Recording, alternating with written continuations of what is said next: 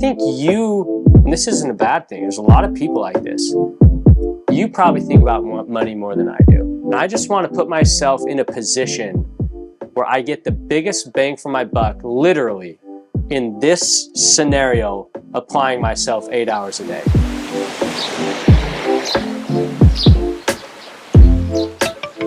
Like my brother's a school teacher, love him to death. He applies himself more every day than I do, for sure, and he makes a school teacher's wage. And him and I talk about it. It's like, it just is what it is. But I'm like, I don't want that. I want to be in a scenario where I can apply myself and the bang for the buck is just astronomically higher than that guy in that position that applies himself. I've got to quickly as possible get somewhere where what I'm doing can produce more results. It's just like gardening a field, right? Or an acre of land. It's like, what fruit or veggie can you plant? If it takes the same amount of effort for these 5, which one's going to give you the most fruit? You might as well make the field full of that one. You know, that's kind of the law of like, not all inputs equal the same output. They don't. And there's a lot of people out there that do the same input and they get lesser output than their peer. And the sad part about it is those people are the school teachers. And I honor them. I respect them. I can't do what they do. Society would fall apart without them. And it's just a shame that they don't get paid more. So I feel like there's 3 ways to make money. I've thought a lot about this, actually. Okay. I'll throw a hypothesis at you, and I want you to prove me wrong. Okay. And you might. I haven't found it. I haven't shared this with anybody and had them give me a scenario that doesn't fit this. I think there's only 3 ways to make money in this world. In no particular order. The first way is by taking a risk.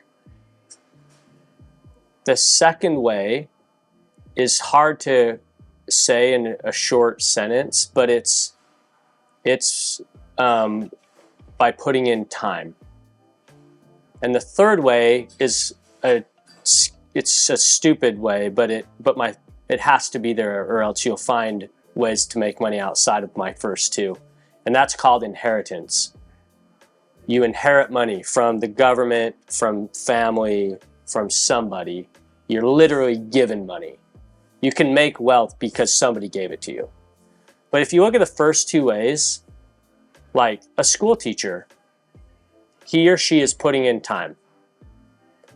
An engineer, got my degree, putting in time. I get an hourly wage. I get a salary. There's 1,000 examples of that. The manager at Walmart, the manager at Costco, even doctors, the salaried hospitalist at IHC, you know? The amount of money that you can make varies in the time category, but it is capped. The other way, the risk way, is by taking a risk. And you could imagine examples of this. The summer sales guy, the guy that chooses to go start a podcast that may or may not blow up, and in 10 years, you're the 2nd highest rated podcast on Apple Podcasts. And I feel like the most money that can be earned, the highest potential, is when you put in the time and take a risk. So that's the engineer that went and got his master's degree in civil engineering, and then decided he put in the time at the firm, and 5 years in, he's like, I'm going to go start a business. He took a risk, and then he put in a ton of, but then the risk coupled with time at the same time is where you really optimize. The guy that continually takes the risk over and over and over and over, it's the same risk though. I'm not talking about the dreamer that's like, 1 month he's going to make $1 million doing this, and the next month he's going to make $1 million doing that. It's like, dude, you flip-flop all over the place. I'm talking about the guy that takes the same risk 1,000 times. That's the guy that makes the most money in this world. And you could even add a third element, that the highest amount of wealth to be created is when you have all 3. The guy that's born into a ton of money, leverages that money, puts in a ton of time and even more risk, right? Because some of us, like myself, that weren't born into any money, I am immediately at a disadvantage because I have to build up at first to even take the risk in the first place. But you talk about these people, and the people buying those big houses, getting those big mortgages, they're wired completely different. They're not afraid to fail. They're highly educated, and they don't settle for what the education gave them. They then take a risk beyond that, and they do it consistently. And there's I have to differentiate that, because there's plenty of people that take risks and don't take them consistently. I actually personally feel like there is no risk if you take the risk consistently. You know, I love the book Atomic Habits. So I think we talked about this before, but the takeaway that I'm getting when I'm reading that book is, if I do this 1,000 times, what is the outcome? So have you when you examine those that are affluent, successful subjectively defined here, but we're really saying people that have the resources and they can do what they want, they seem to have more freedom than the average person. What is it that they're doing 1,000 times? And maybe it's a risk, but like, what specific things that they're doing 1,000 times that are producing those outcomes? Like a perfect example, there's this guy that's my neighbor that I honestly don't know. I bet his net worth's $200 million. Like, it's insane. And if you listen to his story, he just took a risk countless times. But it's really hard to invent the wheel, right? If you're going to do something that's just never going to work, even if, like, you can hit your head against the wall 1,000 times, you're still hitting your head against the wall. All right. Right? So I'm not saying anything succeeds if you try it enough. That's not true, right? But if you're going into something that's got a proven track record and it's still risky, like, you will succeed. That guy that I'm telling you about, he sells jewelry. Oh, okay.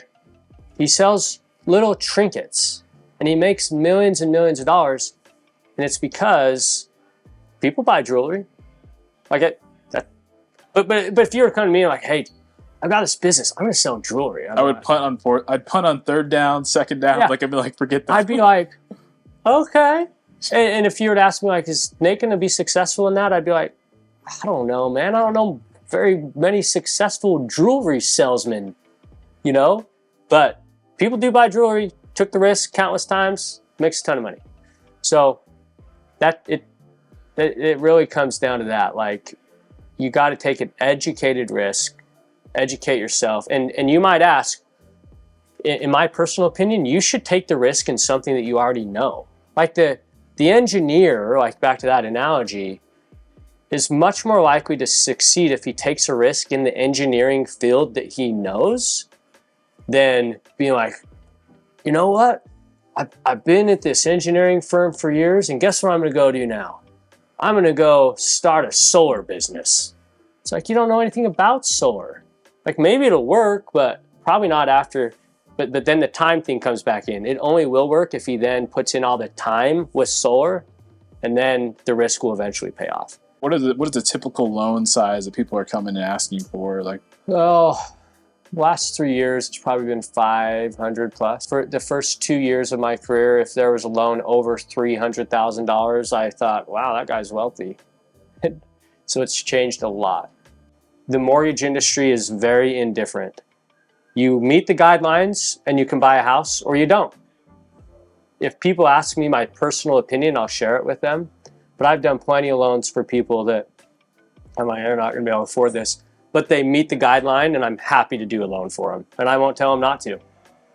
Because I've learned that it doesn't matter what I say to most people. Like, they're going to do it. They're going to do what they're going to do. They came to you knowing what they know. They're going to do what they're going to do. It's you know, the mortgage industry is so structured with insurance and all these different things that it's really, really hard to lose anyway nowadays. Even if I did loan them the money and they foreclosed on it, there's probably a mortgage insurance payout that would happen and different things to mitigate the risk for the lender anyway. Do whatever you want to do. If you meet the guidelines, we'll do the loan. If you don't, we won't. So I'm very indifferent that way. I might even seem cold. I feel like I'm warm and fuzzy with my clients when it comes to educating them. I really want to educate them with their options with the mortgage. But outside of that, I'm just like indifferent. I assume Mike goes home at some point and, he's laying in bed talking to his wife and he's just like, gosh, I'm really worried about this person. Oh, yeah. Yeah. Yeah. Oh, I think about people all the time, like for better, for worse, like people that I'm concerned about, people that didn't meet the guidelines of the mortgage that they should have. Like, I'm like, gosh, that guy could totally make that payment work, but our stupid industry won't let him get a house. Like those are probably the people I think about more, actually. A lot of people tie like net worth, like money in the account, like to value. Mm-hmm. And most of us are afraid to talk about those things because we might not look as valuable. We might look weak. Yeah. So I've seen so many people that don't have a dime that want the world to think they're super wealthy, and they're literally posers. And then I've seen so many people that have a ton of money and they're super humble, and vice versa. People have a lot more debt than you would think. I would just say that. And society has changed. 10 years ago, people had debt and they couldn't manage their debt. I feel like society's better at managing its debt right now. I see a lot of people that I'm like, they're pretty secure. Like they've got a really long track record of not missing payments, even building savings, but they still have a decent amount of debt, which is interesting. I don't really ever see anybody, I shouldn't say ever, 2 in 10 will they leave my office and I'm like, oh gosh, they will be filing bankruptcy in the next 24 months. I think that 10-20% of the time. And those 20% clients, like, are they self-aware or like? No, they have no idea what's going on. They actually are the ones that think they're super well off and just like, they're the dreamers though. They're the ones that are, oh yeah, next year I'll be making triple what I'm making right now, and they're happy to tell you how awesome they are, and they're great people. But it's like, yeah, well. Do they have a type? Like how would I? Not that we're trying to single people out. You would never know. That's the thing is you would never know. Like I feel like finances on that sense are so personal. Like if you were to go to lunch with a bunch of friends or old high school friends that you haven't seen forever, you don't know which of them are struggling in their marriage, right? 10 guys that you haven't seen in 5 to 10 years, some things are just super personal, and you wouldn't know that Jim's 2 months away from a divorce. He hasn't told anyone. Him and his wife seem fine on the outside.